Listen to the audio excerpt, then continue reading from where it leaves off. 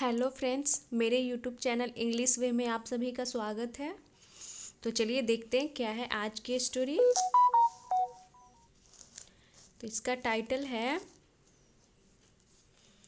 The lady in the castle.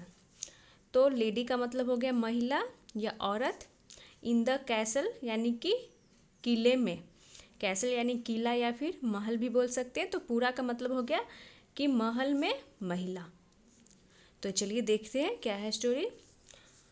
Berry wanted to explore the abandoned castle in his village. तो Barry wanted क्या चाहता था? बैरी wanted to explore यानी कि explore करना। एक्सप्लोर करना का मतलब हो गया किसी नए जगह पे जाना, घूमना, उनका उसका अन्वेषण करना, परीक्षण करना। तो एक्सप्लोर करना बोलते हैं उसे। तो वेरी क्या चाहता था? एक्सप्लोर करना द अबैंडन्ड कैसल। अबैंडन का मतलब हो गया छोड़ा हुआ, त्यागा हुआ। कैसल यानी कि किले में। इन हिज विलेज यानी कि अपने गांव में।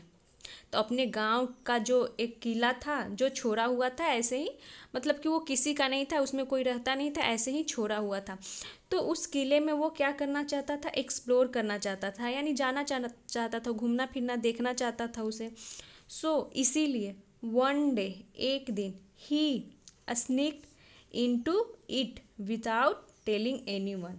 इसीलिए वन डे यानी एक दिन ही स्निक्ड। तो ही प्रोनाउन हो गया जो कि बैरे के लिए यूज किया गया है। तो बार बार हम ये नाउन की रिपीटेशन से बचने के लिए हम प्रोनाउन का यूज करते हैं। तो ही स्निक्ड इनटू। तो स्निक्ड का मतलब ये हो गया कि छुप करके चुपचाप किसी जगह चले जाना, घुस जाना। तो यहाँ पे स्निक्ड इनटू इट। इट यानी प्रोनाउन हो गया जो कि किले के लिए यूज किया गया है। विदाउट टेलिंग यानी कि बिना टेलिंग यानी बताए, एनीवन यानी किसी को भी। तो विदाउट के बाद ये टेलिंग जेरंड हो गया, आईएनजी फॉर्म यानी ये जेरंड फॉर्म में है। तो पूरा का मतलब हो गया कि एक दिन वो बिना किसी को बताए चुपचाप से वो किले में घुस जाता है। तो यहाँ तक हो गया। और स्नीक का मतलब हो गया कि चुपचाप चोरी छिपे किसी जगह पे घुसना, ये हो गया। As he entered the castle यानी कि जब ही एंटर्ड यानी कि वो प्रवेश किया, द कैसल यानी किले में। He found himself in a huge hall.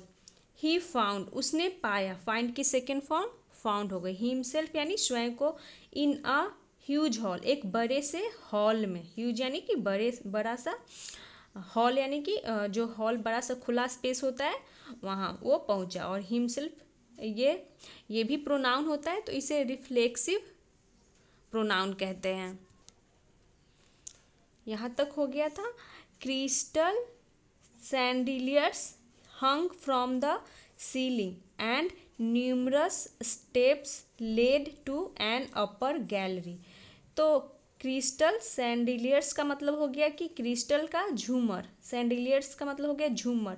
हंग यानी कि लटका हुआ था। फ्रॉम द सीलिंग यानी कि जो सीलिंग था, सीलिंग मतलब जो छत होती है, कमरे का जो छत होता है अंदर साइड का, तो उसे सीलिंग बोलते हैं, जहाँ की हम पंखे लगाते हैं। तो वहीं पे वो क्या हो रहा था, एक बड़ा सा क्रिस्टल सैंडिलियर्स यानी कि झूमर, हंग यानी कि लटक रहा था या फिर लटका हुआ था बोल सकते हैं। फ्रॉम द सीलिंग यानी कि सीलिंग से। तो यहाँ पे हैंग की थर्ड फॉर्म के रूप में यूज किया गया है हंग। ये हैंग की सेकेंड फॉर्म और थर्ड फॉर्म दोनों हंग होती है। तो वो लटका हुआ था बड़ा सा झूमर। एंड न्यूमरस स्टेप्स, तो उस किले के बारे में बता रहा है, जैसे वो इंटर किया तो क्या क्या उसने देखा। And numerous steps led to an upper gallery का मतलब हो गया कि कई स्टेप्स यानी सीढ़ियाँ, स्टेप्स का मतलब हो गया सीढ़ियाँ। लेड टू, तो लेड यानी कि जाती थी, एन अपर गैलरी यानी जो ऊपर का गैलरी था वहाँ तक सीढ़ियाँ जाती थी। यानी कि जैसे ही वो अंदर पहुँचा तो वहाँ पे एक बड़ा सा झूमर था, हॉल था, और कई सीढ़ियाँ जो ऊपर के गैलरी तक जाती थी। ये हो गया। In the corner, in the corner यानी कि कोने में। Stood a huge rectangular table laden with all kinds of fruit, vegetables and meat dishes। तो इसका मतलब हो गया stood a huge rectangular table, यानी कि स्टूड खड़ा था, एक ह्यूज यानी कि बड़ा, रेक्टेंगुलर यानी आयताकार, टेबल यानी मेज, laden with all kinds of fruit यानी कि जिस पे सभी प्रकार के, ऑल काइंड्स ऑफ मतलब हो गया सभी प्रकार के फल, सब्जियां और मीट डिशेस यानी कि मांस की व्यंजन, डिशेस यानी व्यंजन लदे हुए थे, लैडन यानी लदे हुए थे यानी रखे हुए थे सभी प्रकार की सब्जियां, फल और ये जो मीट के जो व्यंजन थे वो। तो कोने में एक बड़ा सा टेबल था, यहाँ पे इस पिक्चर में है, यहाँ पे देख सकते हैं एक टेबल है जिस पे फल, सब्जियां, ये लेग पीस ये सब दिखाई दे रहा है, ये फ्रूट सारे हो गए। तो वही बता रहा है उस किले के बारे में कि वहाँ पे क्या क्या वो गया तो देखा। ईट वाट यू वांट, ईट यानी कि खाओ, व्हाट यू वांट यानी जो तुम चाहते हो, तो इसका मतलब हो गया जो तुम खाना चाहते हो खाओ। Said a booming voice from above, said यानी कि कहा, यहाँ पे से की सेकेंड फॉर्म हो गई, सेकेंड फॉर्म के रूप में यूज किया गया सेड यानी कि कहा। अ बूमिंग वॉइस, कैसा वॉइस ने कहा, तो एक बूमिंग वॉइस यानी कि तेज आवाज़, फ्रॉम एबव यानी कि ऊपर से, तो ऊपर से एक तेज आवाज़ आती है कि जो खाना चाहते हो खाओ। बैरी लुक्ड अप यानी कि जो बैरी था उसने लुक्ड अप ऊपर देखा, एंड सॉ और देखा, अ वुमन एक औरत, इन फ्लोइंग वाइट रोब्स, तो क्या उसने देखा एक औरत को, इन फ्लोइंग वाइट रोब्स, तो फ्लोइंग का मतलब हो गया कि लहराते हुए, वाइट यानी सफ़ेद, रोब्स, रोब्स का मतलब होता है इसे लवादा भी बोलते हैं या पोशाक भी बोल सकते हैं। तो उस औरत के बारे में बता रहा है कि उसने एक औरत देखा जो कि सफ़ेद कपड़े पहने हुए थे और उसके जो कपड़े थे वो लहरा रहे थे। स्टैंडिंग नियर बाय, स्टैंडिंग यानी कि वो खड़ी थी, नियर बाय यानी पास में, नज़दीक में खड़ी थी, और स्टैंडिंग यहाँ पे ये एडजेक्टिव हो गया जो बता रहा है कि वो उसकी अवस्था क्या थी, तो वो खड़ी थी। और यहाँ पर भी ये बूमिंग वॉइस है, तो बूमिंग भी यहाँ पे एडजेक्टिव हो गया जो कि वॉइस नाउन के बारे में बता रहा है कि कैसी आवाज़, और स्टैंडिंग भी यहाँ एडजेक्टिव का काम कर रहा है जो कि उस औरत के बारे में बता रहा है कि वो खड़ी थी, near by.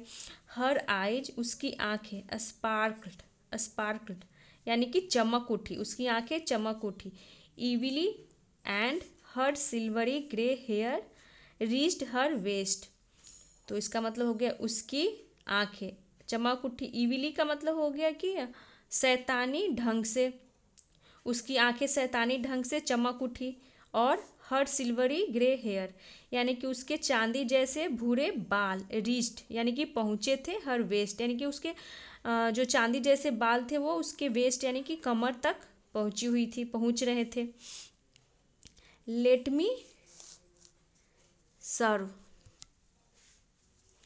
Late me serve, let me serve you यानी इसका हो गया कि मुझे सर्व यानी कि परोसने दो, तुम्हें मुझे परोसने दो, यानी कि जब हम कोई खाना थाल में निकाल कर किसी को देते हैं तो उसे सर्व करना बोलते हैं।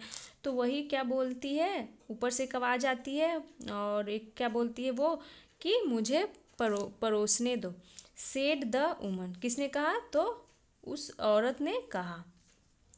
She stretched out her hands without moving, तो इसका मतलब हो गया कि वह स्ट्रेच्ड आउट यानी कि वह स्ट्रेच्ड आउट मतलब हो गया कि उसने हर हैंड्स यानी अपने हाथों को आगे बढ़ाया। स्ट्रेच्ड आउट मतलब अपने हाथों को आगे उसने बढ़ाया।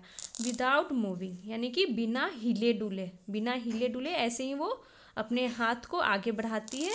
यहाँ पे देख सकते हैं मतलब ये हिलती नहीं है, बस अपने हाथ को आगे बढ़ाती है बिना हिले डुले। हर आर्म्स ग्रू यानी कि उसकी आर्म्स, आर्म्स का मतलब हो गया भुजाएं, बाहें, grew longer, longer and longer till they reached the table, यानी कि उसकी जो भुजाएं थी लॉन्गर यानी कि लंबी, और लंबी एंड लॉन्गर और लंबी, टिल दे रीच्ड यानी कि उस ये मतलब हो गया कि उसकी हाथें लंबी होती गई और लंबी होती गई जब तक कि वे पहुंच नहीं गए द टेबल यानी टेबल के पास, यानी कि उसकी जो ये हाथ है लंबी होती गई जब तक कि वो टेबल के पास नहीं पहुंच गए उसके हाथ। अगली स्कैरी लेप्रोचॉन्स। अगली का मतलब हो गया बदसूरत, यानी कि बदसूरत। स्कैरी यानी डरावने। लेप्रेचुन्स का मतलब हो गया कि छोटे कद के होते हैं प्राणी, जीव इंसानों के जैसा होते हैं बट वो डरावने होते हैं, तो उसे बोलते हैं लेप्रेचॉन्स। कैरिंग यानी कि ले करके। Trays of more food. Trays का यानी जिसमें हम चाय सर्व करते हैं तो उसे ट्रे बोलते हैं, तो वही ट्रेज ऑफ मोर फूड यानी कि अधिक भोजन का ट्रेज लेकर के। Floated into the air and said. Floated यानी कि तैरता हुआ, इनटू द एयर यानी हवा में, तो फ्लोटेड यानी कि हवा में एक जगह स्थिर रह के उड़ना या फिर धीरे धीरे उड़ना, यानी एक जगह स्थिर रह के वो उड़ रहा था तो उसे फ्लोटेड बोल रहे, तैर रहा था हवा में।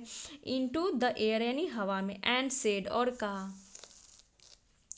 फर्स्ट यू ईट दिस यानी कि पहले तुम इसे खाओ।